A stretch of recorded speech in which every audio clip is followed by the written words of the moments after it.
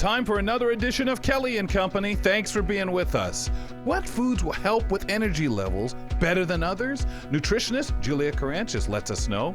And what happens when the average blind person meets that stranger on the street? Good intention meets reality. And we talk about it today with orientation and mobility specialist Mark Rankin. Now remember, folks, the road to is paved by good intentions? Well, we'll see about that. This is Kelly and Company. Hey, glad to be with you, ladies and gentlemen. Nisreen Abdul-Majid joining me on the show as well. Niz, welcome to Monday, and glad you're with me on the show. Happy Mondays. Good to be here. And I also want to welcome in our veterinarian who's going to get us started. We're going to have a great conversation. Danielle Jongkind over there. Danielle, welcome. Thank you. Nice to be here.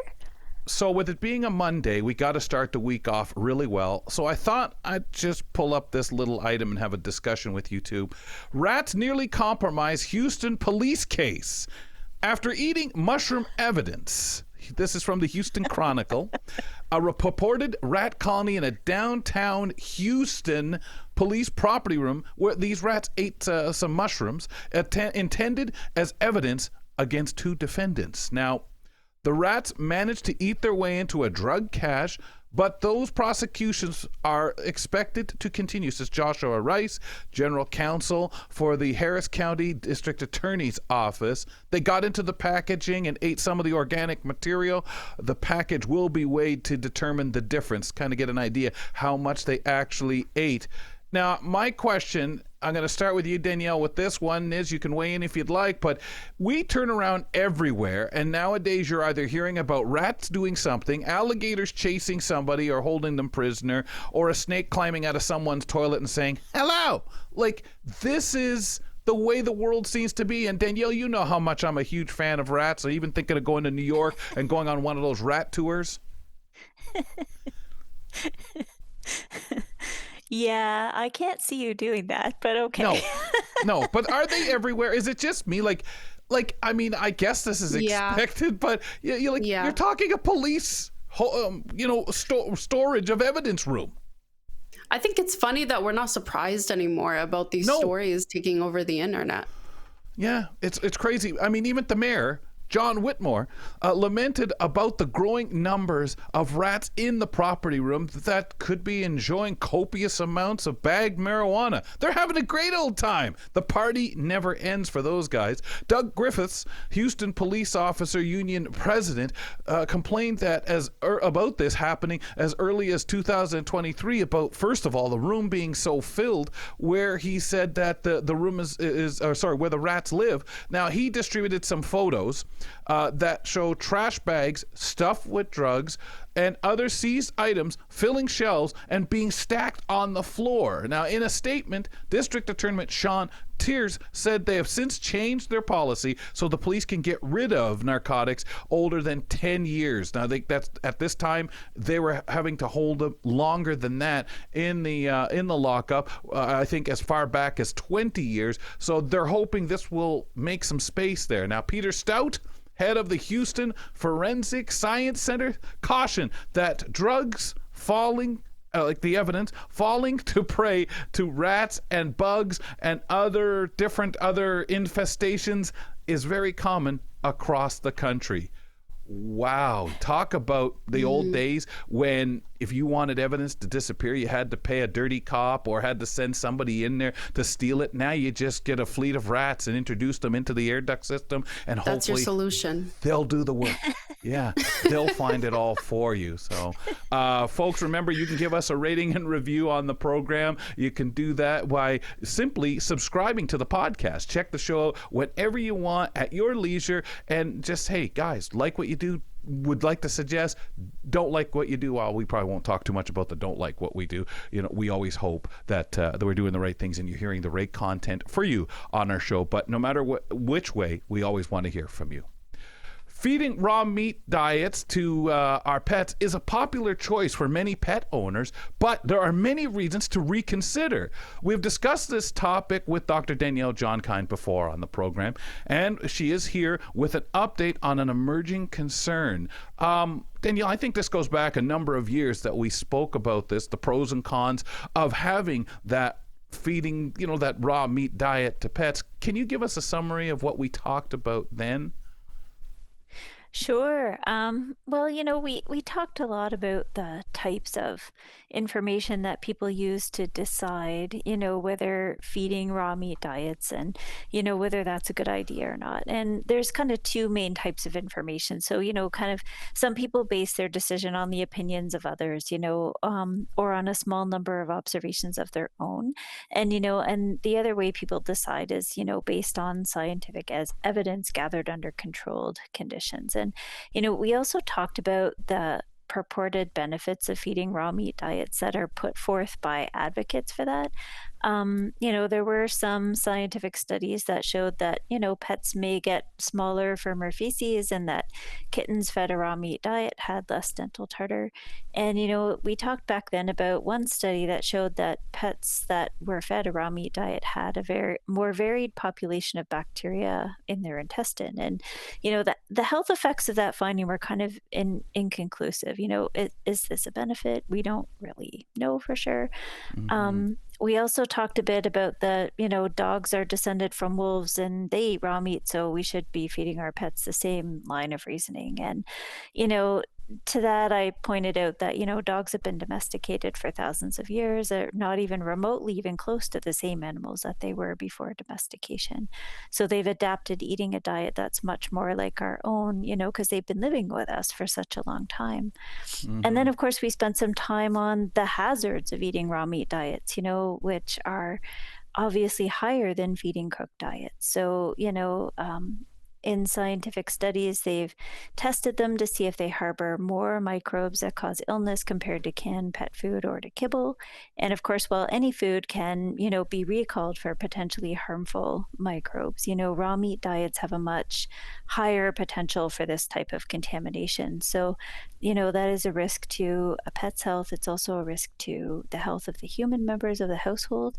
So, my own way of thinking is, the risks of eating the raw meat diet are higher than the potential benefits. Yeah. And that's, kind of a summary of what we talked about back then. And it's interesting, some of the arguments that, well, hold on, wolves, humans, we certainly eat whatever we want, and that's not the way the world was for us going back 50 years, 80, 100, 500 years ago, and so on. So I hear that because you wonder, and you don't know. We've done so many studies. Would we live longer on this kind of diet, on that kind of diet, if we did this, if we did that, woulda, coulda, shoulda? And you don't really know that on the healthier, as you say. Who really knows? Is that diet healthier? Is it better to have more of that bacteria? We obviously know anything that's going to make any animal sick. That's a pretty straight through clear idea that, oh, no, probably want to stay away from that. But can we get into the fact that one of the areas that we are noticing a problem right now that needs to be discussed, if you're ready to, is how pet foods, how they become contaminated by these microbes, these disease-causing microbes that are out there right now? Sure. So, animals that will eventually be slaughtered for food, they might be raised in intensive farming conditions. And sometimes they might come into contact with wild animals that get into barns, like rodents or wild birds, for example. Sometimes new animals from other herds or flocks are introduced to a barn, or, people visiting from another barn can bring diseases in on their clothes and shoes and, that sort of thing. When you're a large animal vet and you're going from farm to farm to farm, you're changing your coveralls and washing your boots in between farms, right? So, these are the reasons for this, right? Because you can spread stuff around. So, there are lots of ways that diseases can be introduced into a group of farm animals, and probably a lot more than what I just listed here. But, if a disease does somehow manage to get onto a farm, it can spread to more animals in the flock or the herd. And then, of course, sick animals that aren't yet showing signs of disease can be sent for slaughter, and the diseases they're carrying can end up in the food supply. And, so, if meat from a sick animal touches other meat, the microbe that can cause that illness, and I'll call it a pathogen from now on because it's just a nicer word. I hate the word microbe. I don't know why. But, that This gives you a pathogen, micro it might, pet peeve. yeah, like I have a pet peeve. Just a small one. No pet microbes, hopefully, but anyway. That's right. But, it might multiply, it might spread to contaminate more food. And of course, you can get these pathogens on surfaces and tools used in food preparation as well. And then clean food comes down and contacts these surfaces or these tools, and then that can spread contamination.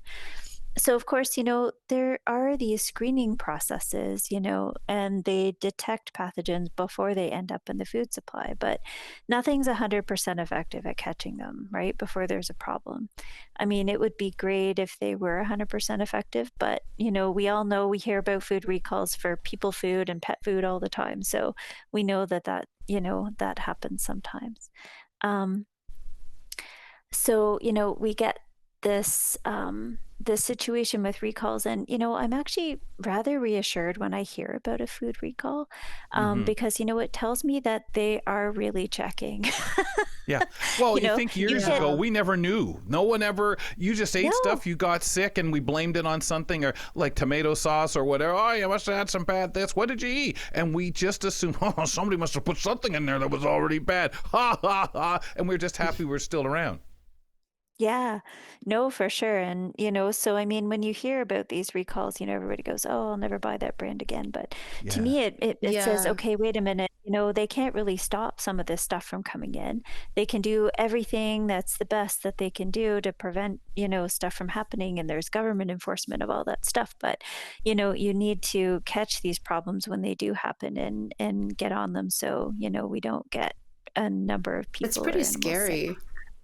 Like, I Yeah. had Yeah. cartons of eggs, and a couple of days ago, I heard that there were certain brands of the eggs that was recalled due to salmonella, and it's shocking. But I understand what you're saying, where you're coming from, because it's nice to hear some recalls just to know that they are really checking, they're taking this seriously, and it's protecting everybody. Like, if I didn't see the article, I don't know what would happen. It's dangerous, and it's nice to get that information.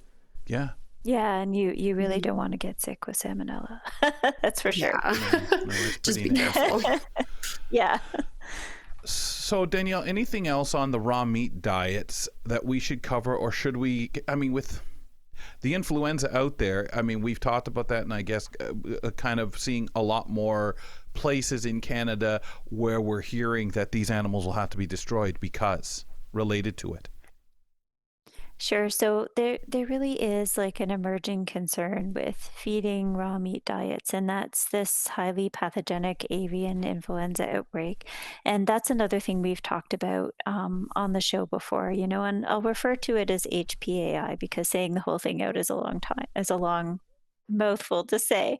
But, we've talked about it on the show before, and mostly in the context of how it has affected wild animals and also the poultry farms, But also, we talked one time about how it started infecting dairy cattle in the United States.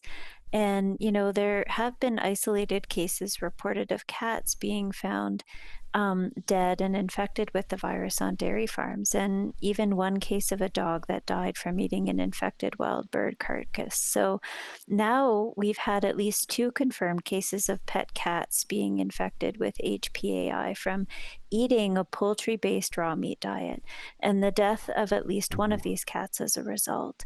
And, what happened to the other cats infected this way was never reported that I know of. But so, on top of salmonella and all the other nasty microbes or pathogens that we can find in raw pet food, now we have to watch out for this one as well, so that's an emerging concern.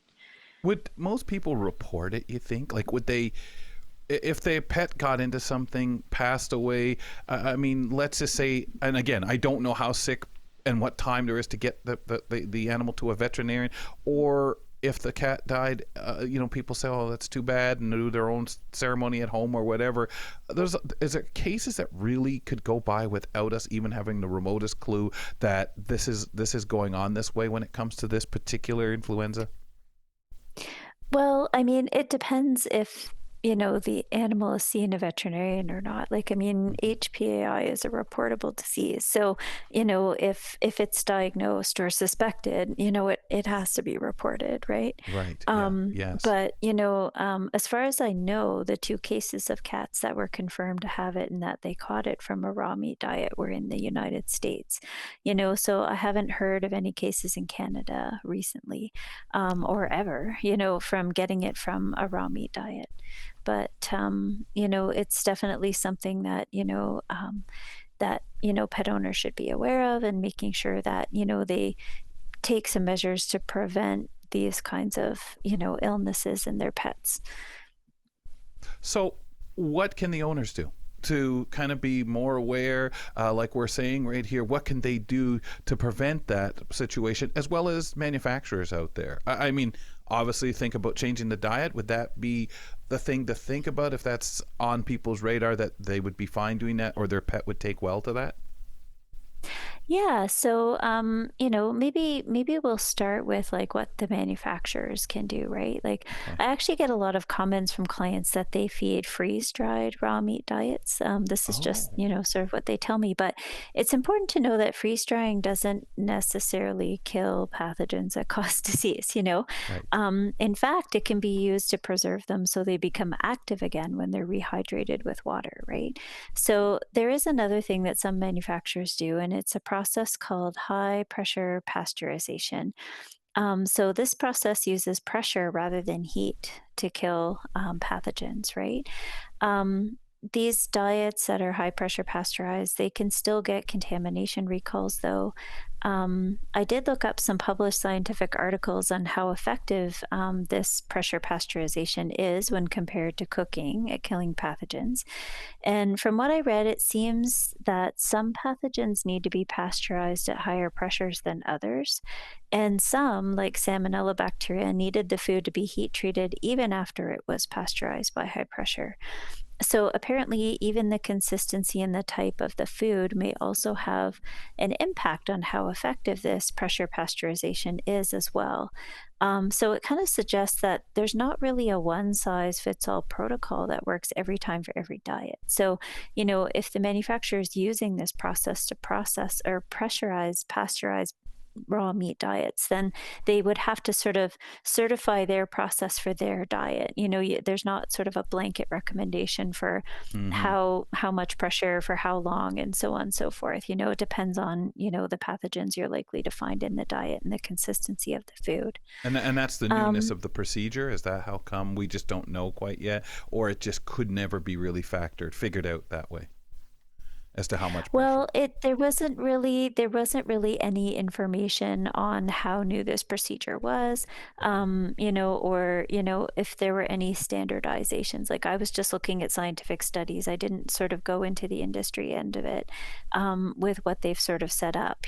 But that was all the information I could really give you. Um, but, for what people can do at home, of course, you can always switch to a commercial cooked diet, but some people are understandably reluctant to change their pet off a food that they seem to be doing well on, sometimes even in spite of the risks. So, if that is the case, there are things that can be done to protect your pet's health and yours too, of course. So, one thing you can do is cook the raw diet that you have for your pet before feeding it. Um, you know, the other thing is to pay very rigorous attention to cleanliness when handling those raw meat products of any kind, and especially pet food. So, ideally, you would separate the tools and utensils used for human food from the ones used for pet food, wash them separately, hopefully with some bleach added to hot soapy water after using them. And, you really got to pay attention to disinfecting those sinks, countertops, and other surfaces like floors, like if the food drops on the floor and you wipe it up, that kind of thing. It's kind of like when you're stuffing your Christmas turkey. I Right, always get right. the bleach out and bleach the sink and the counter. I'm like, Yep. oh, I don't want salmonella all over my dishes. No. No thanks. And you go everywhere because everything goes everywhere. So you really got to be thorough. You do. You Yeah. do, for sure. And I mean, just like you would when you're cooking with hamburger or any Yeah. other raw meat for yourself, right? You don't take chances with that stuff, right? You definitely want to wear gloves when you're cleaning up pet waste and wash your hands after handling your pet and before eating, drinking, or preparing food.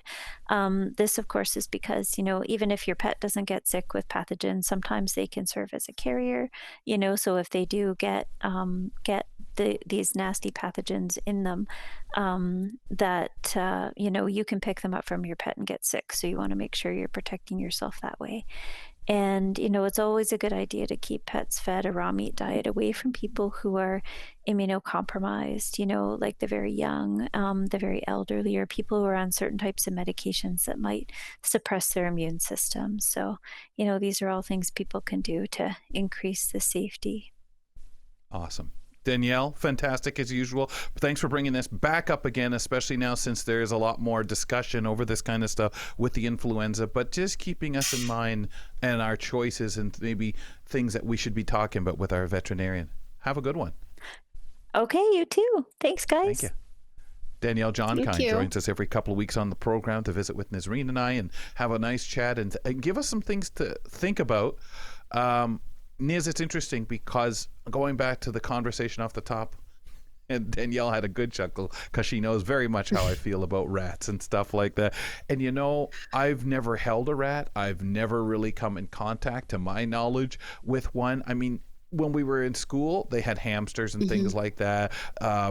People I knew as kids who had their pets, but everybody knew I didn't want to touch any of that stuff. And do you want to hold my gerbil? No, I don't. Thanks. Yeah. And I remember once, and I I'm was sure filming. many can relate to that. Nobody wants. I mean, there are some people who have guess so. pet rats. Well, I guess so. But then I start thinking about the foolish stuff I used to do as a kid out in the woods, or going into places, crawling into places that were outside, that were definitely creatures, whatever, would have definitely frequented or been in. And I never even thought about reaching somewhere and worrying about a rat chomping down on my hand, or in my head, no, they're not going to be here. Snakes aren't going to be running around in here, even though this is a perfect place for them to crawl into. And I remember filming, I think I was at the Toronto Film Festival. My team, we were shooting some stuff at the former Ryerson at Metro, and we were on the walkway, a very busy area, I might add, to where I was. Lots of people, students at all hours, moving back and forth. And I was doing what we call a stand-up, just standing there and extraing an interview piece that we had done. And when we were done, my team said, "Come on, Cal, let's go." And we hustled away, and I said, "Something wrong?" "Well, we just didn't want to tell you while you were filming that in the grass about 4 feet behind you were some rats capering around, because we know how you are about rats." Oh my God, I almost fainted. I'm telling you, and if you ask me, "Kelly, what's your perception? How big? All I think about is I don't want a rat around me." Kel, can you describe what I don't want a rat around me? Just period. That's it. Yeah.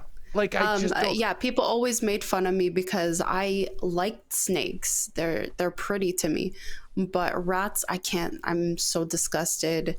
I don't like them. And would you hold a just snake can't though? Like, look. have you had pets? I've or held them? snakes before. Yeah. Okay. Yeah. So like yeah. and people always say like it's the same thing. They're both like nasty. No, snakes they're not eat the rats. same. Snakes eat rats.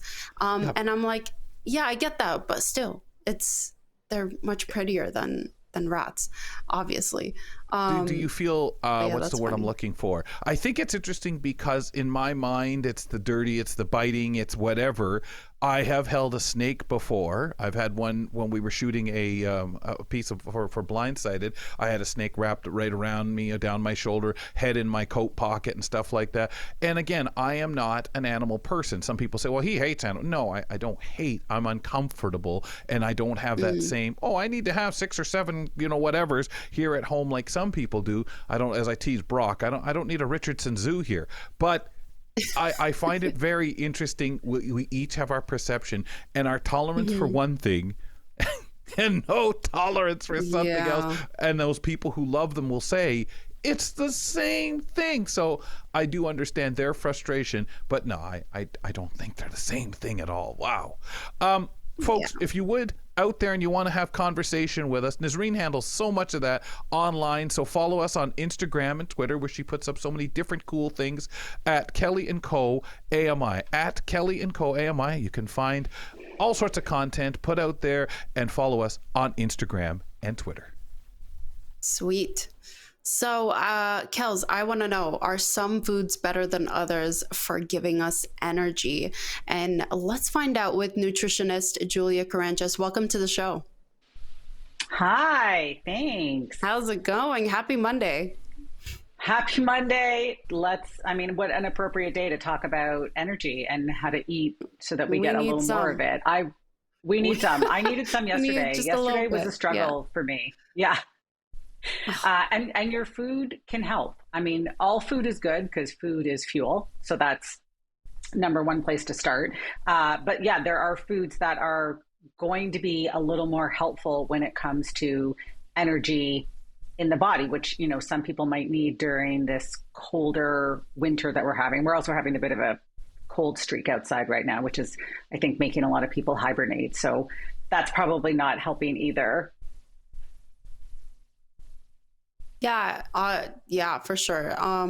But I think we can all agree that at one point or another, we all need some type of food that can really give us energy. And can you share some like examples of what types of foods those can be? Yeah. So, I mean, obviously we're talking whole food. Things to note would be B vitamins. So B vitamins are very good at helping the body stay energized. They are a family. Mm-hmm. There's about 8 of them.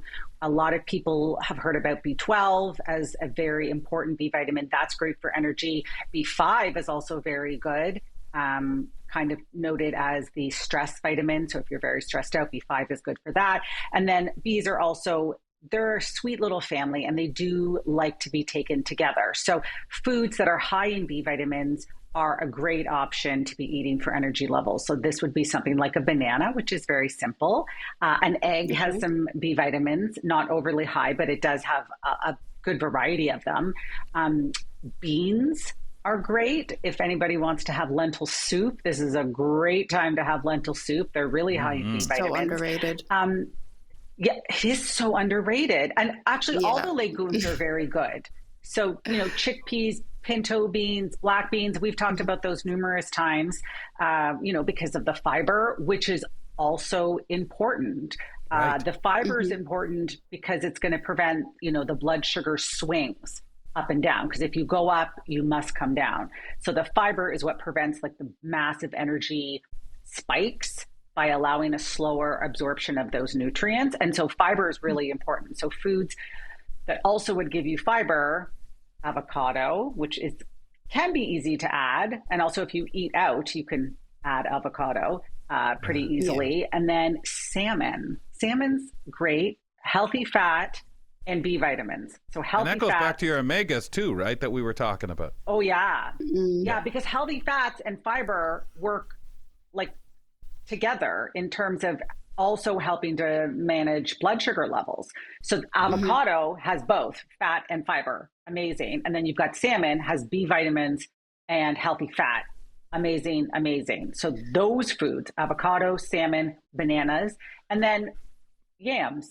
Yams are great. And I think people should eat more of them if they're not already. They have a lot of different vitamins in them separate from a potato. And they're also that nice complex carb, but also high in fiber, which will slow down the absorption of those carbs. And we know that carbs are the number one energy source for the body. So yams, sweet potato, banana, and avocado, which I mean, these are easy things. Yeah, you know? It's interesting how some of them have come on later. Like, you know, we've known about like sweet potatoes. We've always thought, oh, that's that great thing around Christmas dinner. But when we started with all sorts of things, whether they be sweet potato fries to get people to eat them more or whatever, it's so funny, just like you guys were saying, you know, with the legumes, right? Julia, is there anything that when somebody comes to you, I need to see a nutritionist, I don't know what I'm doing, but I've got to sort myself out because I know I'm lacking in different vitamins and that.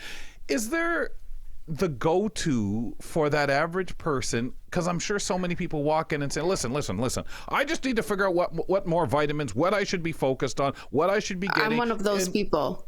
Yeah. Use me as an example. Yeah. So like if Nazreen comes in, hey, I want to make life easier. Should I just take a whole bunch of this B family stuff and will I be good then? Well, what's the answer? You must get asked this. Of course. Okay, so it would be a multivitamin. So a multivitamin will have the B vitamins in it. Of course, yeah. Those you'd get a bit of those, which would be great. It's also giving you a little bit of everything else. So if there is something lacking in the body, you would at least get a minimal dose of that. And, vitamins and minerals and nutrients, these things work in tandem together. And so if you are low in one or completely deficient in one, it can affect the balance of the other stuff, or maybe how you feel, right? You're going to get a physical symptom. So I would start with just a basic multivitamin and perhaps also an omega-3. And then you don't want someone overdosing on one kind of thing, saying, well, and you can't just judge. I'm sure, well, you look like a person that needs more B and C, so they'll live off of that practically. Right. Of course not. But a multi and an omega are so basic just for daily functioning and well-being that it's going to cover so many bases and just provide a great foundation to do more work, whatever that may be, whatever symptoms the client wants to remedy or alleviate. And so that is, those are the go-tos because they're so important. Yeah. I was going to say, are there specific times that are best to take these multivitamins? Or is it just any time I do of think day? so. With food is important. I mean, vitamins and minerals are naturally found in food. And so when you eat food, you get them and therefore your body, you're chewing and your body's releasing enzymes and releasing all these digestive juices that are helping to assimilate those vitamins and minerals into the body. And so if you took a supplement where those vitamins and minerals were isolated from food, i.e. calories, and then also the mechanism of actually eating, right? I mean, because there's no chewing involved, there's no gastric juices being stimulated. Some people get like a nauseous feeling, or they just don't sit well in their stomach because they're sitting there with nothing to help them. So always with food. And then I think also, you want your energy to last you during the day. So you want to take them in the morning. Taking them at night before you go to sleep in terms of a multivitamin where it's really just there to help get all the basic stuff in. We're not taking it for one specific purpose. You might not need it at night. Also, sometimes the B vitamins make you pee. You don't want to take it before bed. And if it makes you pee and during the night, that's disruptive for your sleep. So in the morning with food is the best time to take it. And it's really, unless there's, specified otherwise by your healthcare practitioner, that would be the go-to, is to take it in the morning with food. And you can take it with the omega at the same time, because these are all whole food supplements. I mean, think about if you ate salmon with salad, you'd get a bunch of nice healthy fat with all their nutrients. It's the same concept. Do some kind of counterbalance or affect the usefulness of another? For example, vitamin C with something. Is there anything that you would say, well, you're better probably to take that one at night or not when you're taking this one? Right. Does that really happen a lot with vitamins? It happens. I wouldn't say it happens a lot, but it does happen. Vitamin C is great. No, I wouldn't worry. Okay. No. I mean, if you want to get nitpicky, which you can, depending on how deep you want to dive. I mean, vitamin C is actually great for iron absorption. So those are great friends. Calcium and iron are not great friends. So if you were somebody that had bone issues or iron issues, again, something that you would have discovered by dealing with a specific healthcare practitioner, they would probably advise something different or a separate supplement of extra of one of the two to be taken at a separate time.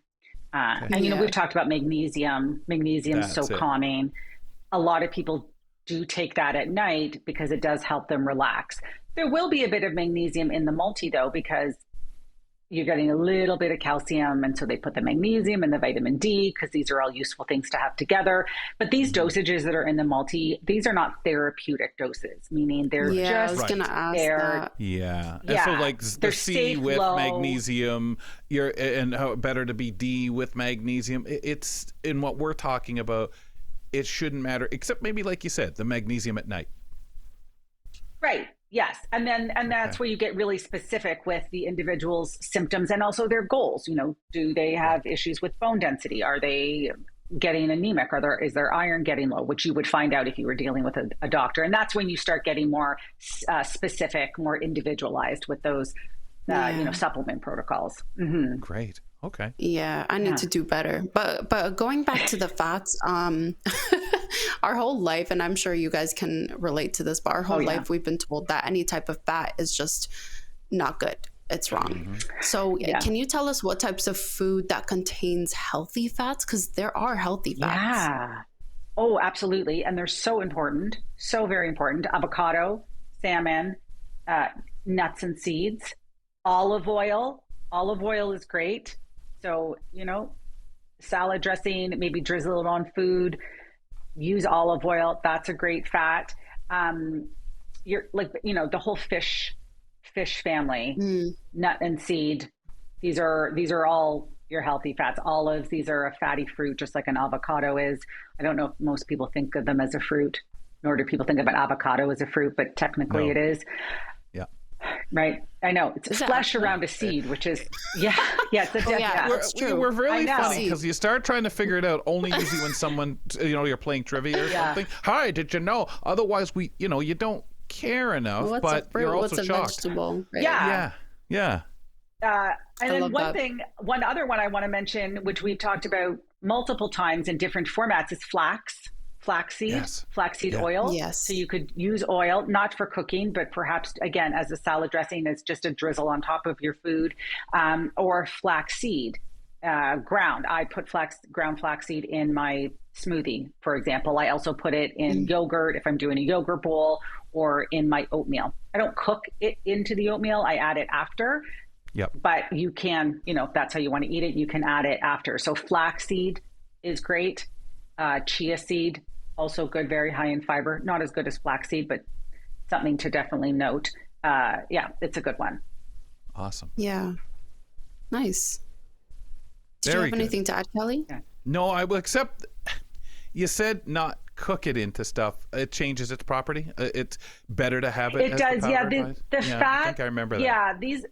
So flaxseed gives us omega-3. There's lots of healthy fats. There is omega-3. Omega-6 can be healthy as well in right amounts. And then you've got, those unsaturated fats, which is where you get avocado and olive oil. And so there's, the healthy fat category can get big. Some of those fats are very sensitive, especially the omega-3s. So omega-3 is one of the healthy fats that we get from the flax because it's sensitive. Heat is one of the things that it's sensitive to. And so if it's exposed to too much heat, it does damage it. So I don't cook my oatmeal with the flax in it. I just add it separately. It's the same thing. Right, I wouldn't cook with my fish oil or my flax oil. I would just have it after. Okay. But I would cook with I wouldn't know that. or I didn't even know that. salmon. See, cooked salmon versus raw salmon doesn't matter, though, when it talks. And salmon's a bit different. We could also, later we could get into egg and talk about the yolk of the egg. That's a fun one too. But it is something to note. Again, you want to pick and choose your battles about how many things you want to worry about. But the omega-3 is a sensitive one. Okay, we'll get into that another time. Yeah. Thank you. Thanks. Well, Julia, thank you so much for coming on the show today. My pleasure, guys. That was our nutritionist, Julia Karantjas, joining us every Monday and teaching us new things, because we all need that for ourselves, right? I like the refreshers, like Julia did there, kind of reminding us of some of this stuff. And same with Danielle Jongkind, because there's just so much and you can't retain. There's always worth going back. We've always said to these guys, hey man, feel free to go back. Yeah, but I talked about that before, which just makes our contributors just tremendous with the work they put into it. And If you wanna Kelly, talk about, and I was gonna say that I'm so bad with taking vitamins. So just knowing that I'm actually eating foods that can provide that for me still, it's yeah, nice. yeah, I I still like need when to she goes get over the better with list, taking right? my Like you hear it with the list and you know. But I have the struggle of I tend not to take it with food, and I'm now like, Yeah, same. bad, My bad. medication. Come Yep. on. Yep. Do better. Niz, Do you better. want to talk Yes. quickly about the Let's get into this article that I found. So yeah.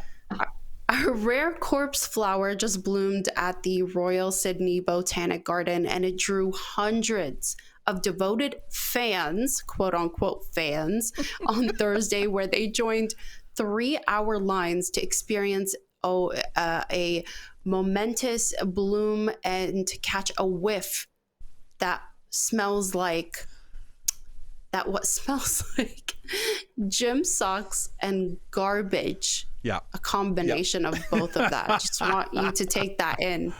Okay, the corpse flower is scientifically known as the Amorphophallus titanium, but to fans, she is Patricia. Okay, the bloom is a significant event because the flower only blooms every 7 to 10 years. And this is the first bloom at the garden in 15 years. Wow. So Patricia has attracted up to 20,000 visitors, with enthusiasts calling themselves as patricians. And there are fewer than 1,000 corpse flowers in existence, both in the wild and cultivation. So to sum this up, Kelly, a blooming plant that reeks of gym socks and rotting garbage has thousands lining up for a whiff. Can you just explain that to me? Well, it's interesting because I think I recall when we last spoke of this on the show was a few years back, and I think there was one in Vancouver. And you get thinking about, well, first of all, how much area, how far does this pleasant odor waft, right? You got 20,000 people lining up to go by, and that's one thing. If you go by, you come over, lean into it, move aside, and you're gone. But it's another thing if this takes up a block, in the way of that smell, where you say, what is that smell downwind? Like living next to a city dump and it floating. But I ask you, with the unusualness of it, the lack of opportunity to experience this, or say for yourself, socks and I don't believe that. Would you venture in to take a whiff? I would. You would? I'd try it. Now, I'm not saying I'm promising I wouldn't get sick, but I'd try it. It is very interesting that it blooms every 7 to 10 years. I gotta give that to them. Okay, this is very interesting. It's very cool, and I would love to see the flower like that. I would love to see that. But to just get a whiff of that smell, to line up for 3 hours or whatever, how many hours there it was, just to get a whiff of a plant that smells that bad, not interested. I mean, there's more entertaining things out there, guys. And it's the fact that this is like blowing up. People are calling themselves patricians to that extent. Where did we get to, Kelly? Well, I gotta say, there's not enough entertainment in the world now. Yeah, the lineup I could do without, especially if I'm right and you can smell it a block away. Could you imagine for a block smelling this thing? And I'd set it up so you couldn't get out of the line. That you were just stuck in this line with these people, cheering this on, wanting to experience that. I'll show you. Now, if I had the opportunity just to go by and, oh my gosh, yeah, that's horrible. But I think the uniqueness, because we think a flower, it's never going to smell like that. And of course there are plants and flowers out there that don't have the greatest odors and stuff like that, but this is so vile in its smell and potent. So I think I would definitely like to, is that what it's, oh my God. Okay, and be thankful I'm not going to smell this. So you want to experience that smell? Yeah, for a moment. And I would love to get close enough to just kind of see how big it is and that if it's safe to touch it or whatever. Because I think they're tall, too, if my memory serves me on the description. But I think I would like just to see something so one of a kind. 1,000 in the world. And it's just so unique. And I guess that's its defense against creatures coming and living and eating it. So really interesting. Great item to bring this. Thank you very much. Folks, would you email us if you have comments on this item or anything we speak about on the show?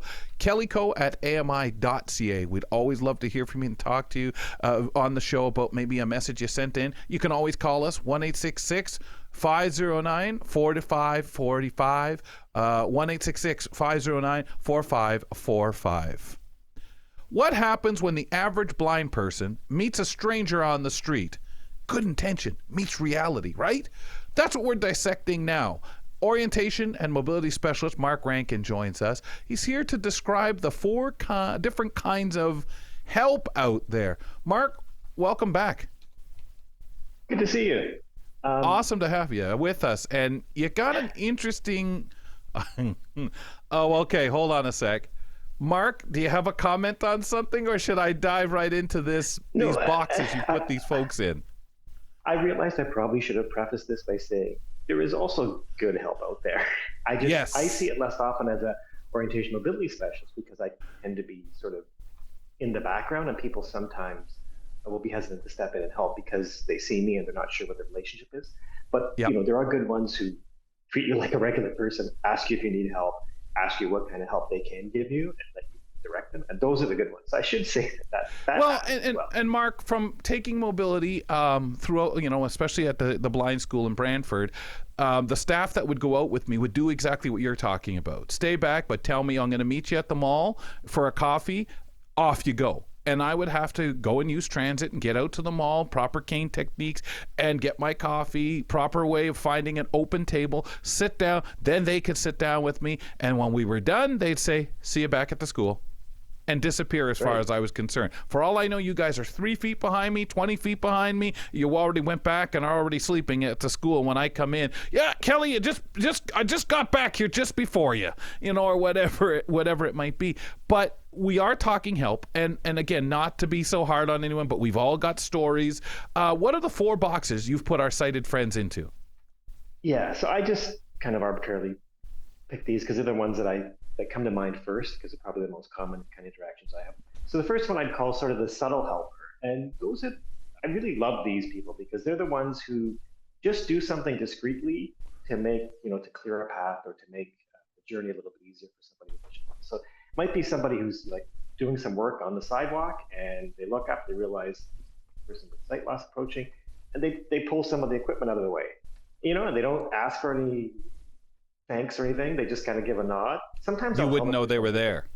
Yeah, sometimes I'll mention that to the person I'm with because I know, you certainly know when somebody screws up, but you don't know all the time when there's people in the background actually helping. So those are the great ones. Sometimes they'll might be a driver who pulls up and then actually partly blocks the crosswalk, looks over and realizes, I shouldn't be here, and they back up and they sort of wave to say sorry. They're kind of doing their part to be good citizens, good co-pedestrians, or to accompany us in our journeys.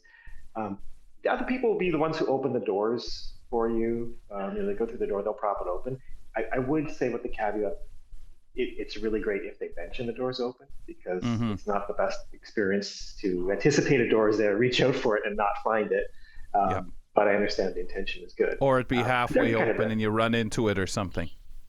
Yeah, that's definitely not good. Yeah, communication's good. Yeah. And then the other sort of one that I think you're probably all familiar with, if anybody's out there traveling in family, is I kind of call them the savior. And those are the ones who just sort of, I guess they see you and they think, oh my God, there's a blind person on the loose here. I better do something. Never thinking that there's a reason why you're there. You don't question why any other people are on the street. You just landed there.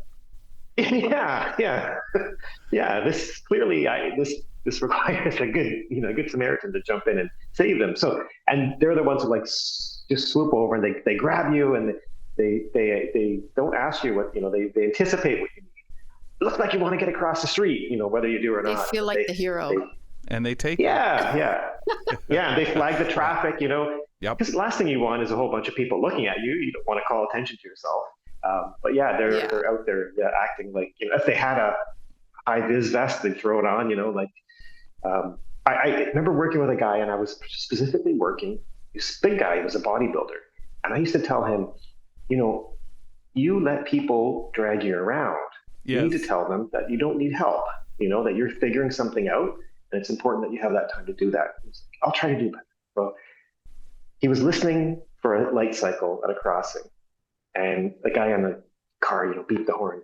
and he's pointing that the light's green. I don't know why he thought that would help the guy, but tries this a few times, realizes, I guess, that the guy's not going to look up and see the light, otherwise he would have crossed. So he runs out, grabs him again. Now, he couldn't have moved this guy if this guy didn't want to be moved, but he grabs him and starts taking him across the road. He's flagging all the traffic. We're going across. He looks up, he sees it's a red light, and he realizes, he got to him too late. So now he flags all the traffic, and he takes him back to the car. His car is still idling there with the door open, this whole blocking cars and everything. Yeah. Could lose his door. So afterwards I said,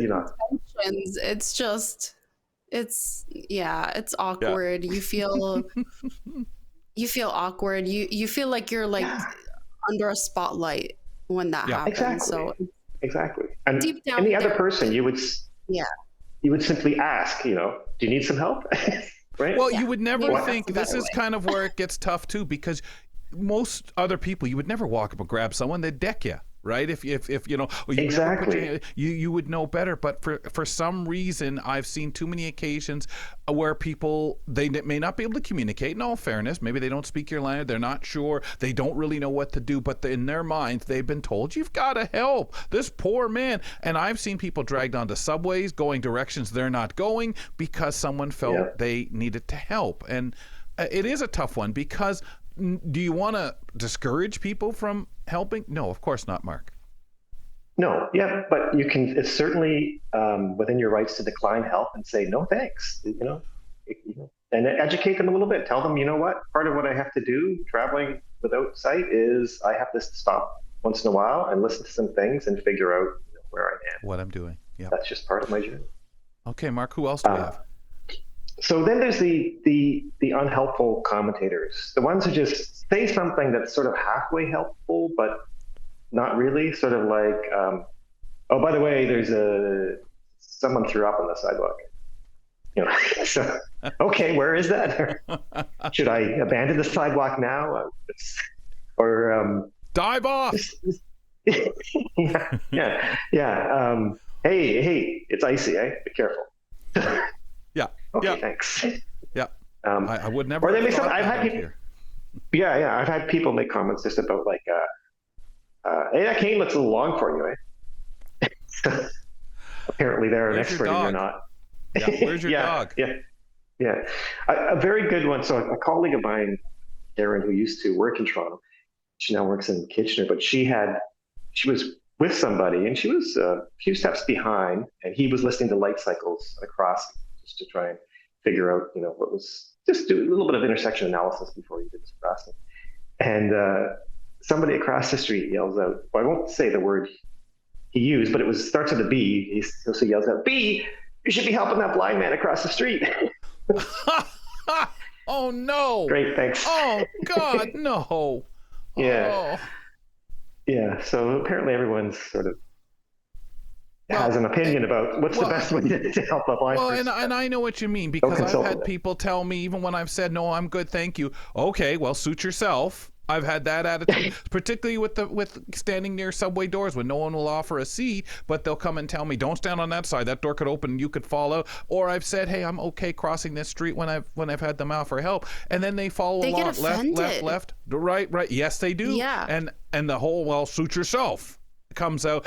And I don't quite understand it. I understand the wanting to help or feeling you should help and do something. Don't just stand there like a statue, Mark.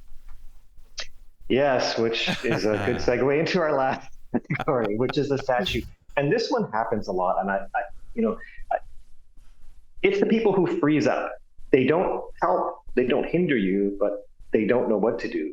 They're the deer in the headlights sort of one. So, you're walking up a hallway, and rather than get out of your way or just say hello, they'll like plaster themselves against the wall, even if you're trailing that wall, so you're going to hit their legs, but they'll wait, and that'll happen. And they may say something or not, but they just freeze.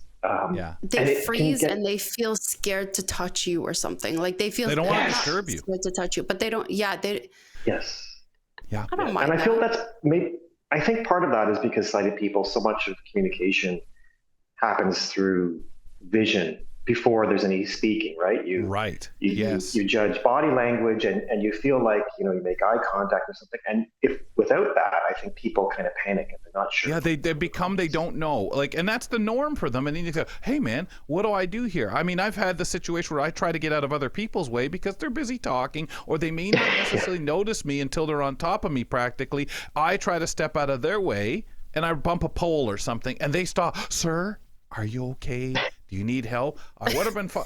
And what are you going to do? Because, hey, man, they're not on this planet always thinking, I better be aware. There's a blind person out here I may have to watch or step aside or let them know I'm here. I get that. And it is tough because this is the world we're in, Mark. Yeah. But the one I don't understand, the extreme sort of example of the statue are people who on the bus will sit on the bus and, again, shrink back into the seat and allow a person to sit on their lap because they're afraid to interact with them. To say something. It's just crazy. Mark, I got to cut you off because, of course, we're running out of time, but definitely I understand, too, what you're saying. We're not trying to call people out on this. We're not trying to, everybody's so wrong. It's better to offer or simply ask, do you need any help? Exactly. And then proceed. But thanks for sharing because I know you have story after story. Thanks for coming on and talking to Niz and I today. Pleasure. See you next month. You betcha, sir. Mark Rankin joining us to talk about mobility and getting out and getting in our world and how we use things. Disreen, I'll talk to you next time on the program. Looking forward to it. You betcha. Boy. Folks, on the next program, film critic Michael McNeely is back to fire through his most recent watches with some ratings and review for us. And Amanda Shakarche has thoughts on the latest drops in the music industry as she joins me to co-host on the show. Talk to you on the next Kelly & Company. Fedora's off to you. Have a good day. Thanks for tuning in to Kelly & Company. Follow us on all social media and don't forget to like and subscribe to the channel for more.